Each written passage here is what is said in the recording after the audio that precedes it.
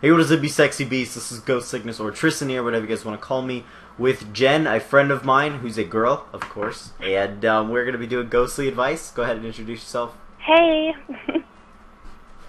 And we are going to talk about some emails that I received. So, the first one is, hey, you can go ahead and say my name. My name is Remy. My mother and father got a divorce, and my mom has came back 3 times and just left us. The last time she left us, it was Christmas Day. I want to live with my dad, but she won't leave us alone. What do I do? Any thoughts on this? I would just say you should probably tell your dad that you want to stay living with him, and just maybe if he could get that message across to her, then that's probably the best way to go about it. That's what I would say, but... Yeah, I would say that she needs to leave you guys alone, because it's kind of weird that... I don't know what you mean by coming back. Like, I don't know exactly what she's doing. Is she just trying to stay with you? Is she trying to take you from him? I don't know exactly, but you need to talk to your dad about this and tell him to confront your mother, because this is kind of a weird situation that you're in. And, yeah. So if you want to live with your dad, just tell your dad, and you can live with him. It's just that easy. Should be. Right? And then the second email is, so me and my boyfriend have been together for 8 months now, and I really like him. There's a problem, though. I recently started taking pole dancing classes as a hobby/activity, not a job or anything, but he absolutely hates it. He brings it up all the time when we fight about it. He also doesn't like the fact that I play video games, and he doesn't like it when I go to the gym by myself. What do I do? Should I break up with him, or is he right to get mad? Help. Go ahead. I actually think from a perspective of a girl, I would say that he's probably just insecure about himself, about you going to the gym by yourself, because he probably thinks that guys are just going to be hitting on you, or that you'll get taken away from him by, you know, I don't know, finding a different guy at the gym, because he knows how hot you are. And the pole dancing thing, yeah, that's probably another insecurity of his. He probably thinks that, you know, you're just making yourself even that much more hotter to guys. And he's probably just afraid that he's going to lose you. But the video games thing, I don't really know why he would have a problem with that. And overall, I think it's probably best that you consider breaking up with him, or even just getting mad about him, but like trying to compromise with him. But really, if he's trying to control you and what you do by yourself and the hobbies you have, I don't really think it's worth it. But that's just what I see. So what about you, Tristan? I'm gonna have to say that this guy is a very jealous type. It's really ridiculous. I completely understand his perspective on getting mad at you, or not really understanding your whole pole dancing thing as a hobby, because I'd be slightly jealous of that. Like, say for example, I dated a chick and then she became a stripper. Like, I wouldn't really be, you know, okay with that, because it's Tristan, not. No. The dudes don't understand that pole dancing as a hobby is perfectly fine, because it's actually a full body workout. Like, that's what guys don't understand. So is belly dancing and stuff.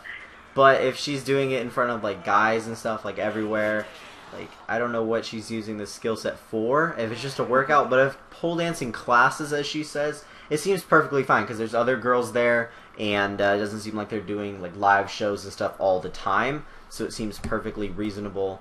And he shouldn't really be jealous if it's just pole dancing classes. Now, if you just started stripping or something, then he might have reason to be mad. But he seems a very, very jealous type. He's getting mad about you being alone, you know, going to the gym by yourself, and, you know, playing video games by yourself and stuff like that. So I would definitely break up with this guy. I mean, he's not right to be angry for, you know, about all these really, really minor things, and especially, you know, just being that jealous. It's just, he seems very controlling and very kind of jealous.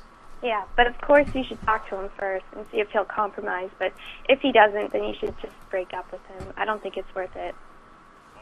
Well, yeah, like as she was saying, like they fight a lot about it, so I don't think it's entirely working out. But yeah, so those are our thoughts. You can leave them if you want. It's really your choice, but it doesn't seem to be working out. So this last question, I hope we have the right meaning of what exactly he's trying to say, but I'm going to get right into it. Hey bro, so I went to this party recently, I got really touchy with a few girls, and basically I don't know if I should confront them about what happened.